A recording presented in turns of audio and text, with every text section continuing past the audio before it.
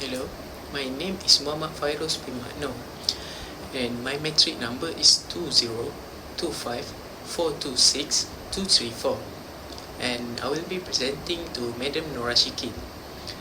This is oral presentation of EPC424.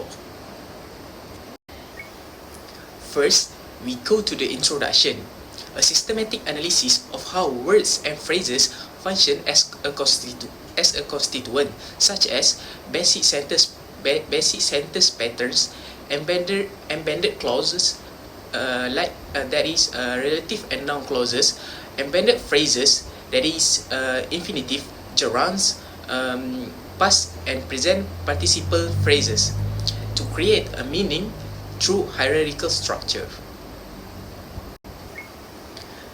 Next, we move to the basic sentence. By identifying the specific type of verbs, you can uncover the basic structure of any sentence, regardless of its length or complexity. Here are the 6 verb types and the basic structure of each. First, intransitive verbs, known as VI. Next, linking verb, SVL. And one place transitive verb, SVT. Two place transitive VG, SVG, two place transitive VC, SVC, and lastly, BE verb, SBE.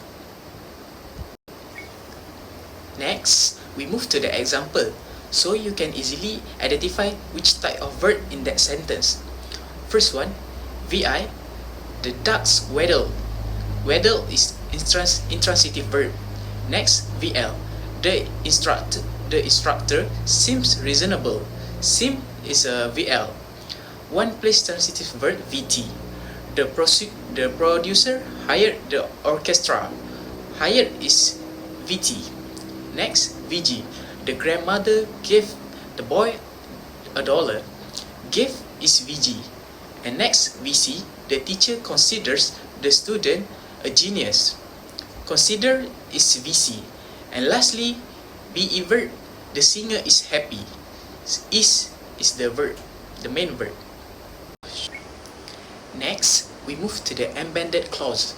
There is 2 types of embedded clauses, that is relative and noun clauses. Relative clauses act as adjectival modifier to a noun.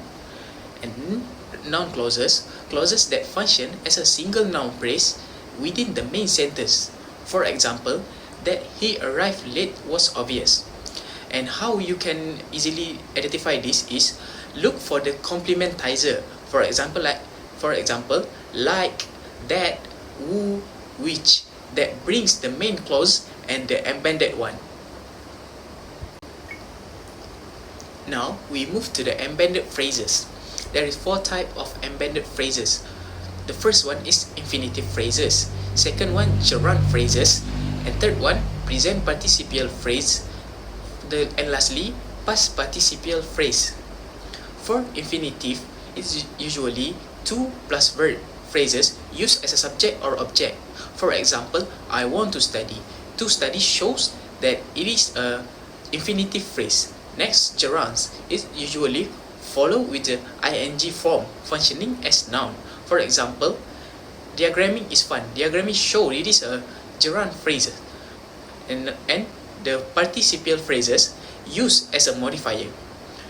Present, it's followed with ing, shows ongoing action, and for the past, it's followed with ed, shows completed action or state.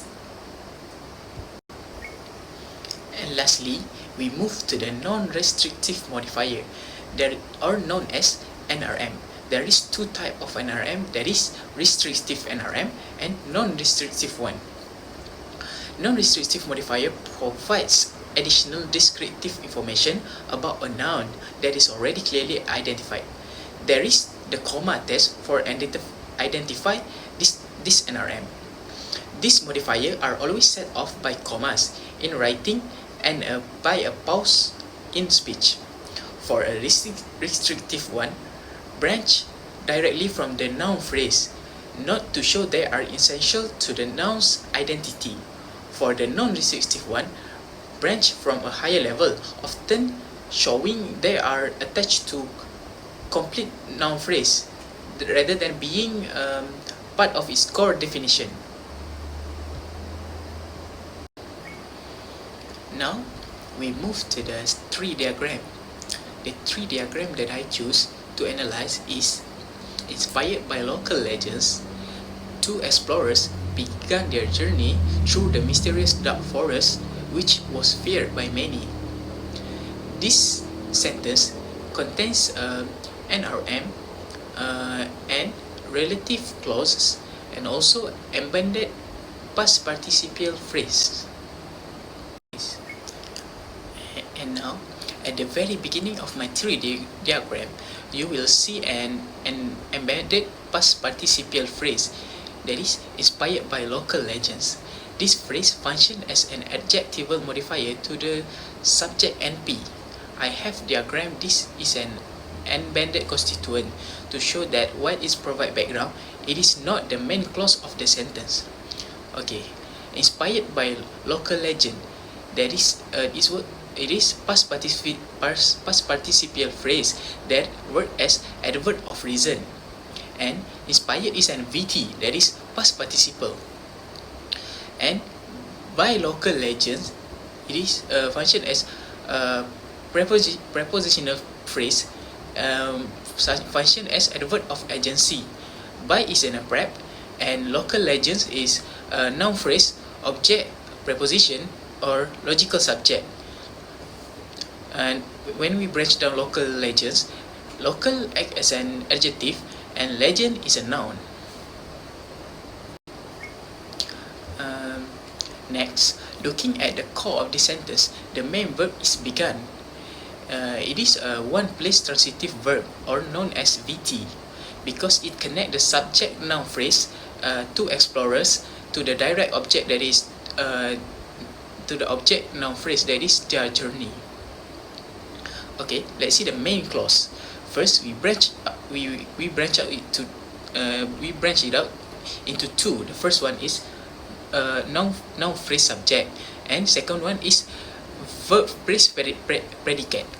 For the subject, the first one is determiner, and we branch it down to the card number because it shows the number of explorer, and for the explorer it's a noun. Okay, for the verb phrase predicate, we branch it down to the MV.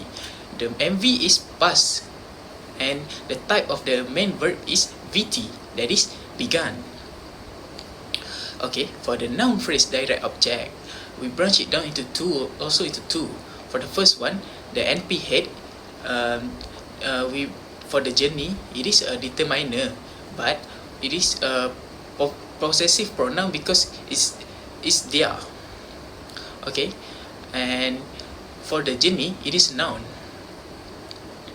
And we go to the prepositional phrase. Okay, now prepositional phrase function as adjective. Okay, we branch it down into two. First one is prepositional, that is true. Second branch is noun phrase, object of preposition. It branch into three. Okay, the first branch is determiner. The determiner is so is an indefinite article because it's a specific. It refers the noun to the specific or known entity that both speaker and the listener can identify. If it's it's a definite article because it's a non-specific. It's a non-specific noun to when introducing a noun for the first time. Okay, next, look at the end of the sentence. Following the noun phrase of dark forest, we have the clause which was feared by many. I have identified this as a non-restrictive relative clause. Notice the comma in the sentence that signal the information is appended or extra. In my diagram, these branches form a higher noun phrase not to show it as a comment about the forest rather than identifying a specific forest it is. Okay, let's move to the diagram in details. NP, the second branch for the noun phrase object preposition, that is NP. It branch it down into adjective, that is mysterious, and we branch it down more into the noun phrase. Dark forest. Dark forest. Dark is an adjective, and forest is a noun. Okay. And lastly, relative clause function as adjective. We branch it down into two. The first one is noun phrase subject, and the second one is verb phrase predicate. For the subject, we have relative pronoun which, and for the verb phrase predicate, the main verb is past passive. The MV is auxiliary verb. The auxiliary is be, was. Okay, the main verb is feared, that is VT. And lastly, prepositional phrase function as adverb of agent. We branch it down into two. The first one is prepositional, that is by, and lastly, noun phrase object of preposition, that is many.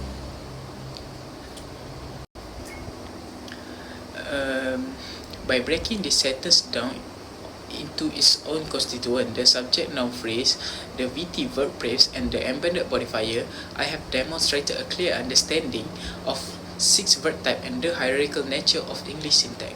Every branch in this diagram have their own meaning. The tree diagram represent a specific functional relationship from the core transitive pattern to the complex embedded clauses. So this sentence, that is inspired by local legend, two explorers began their journey through the mysterious dark forest, which was feared by many, contains non-recessive modifier, relative clause, and also past participial phrase.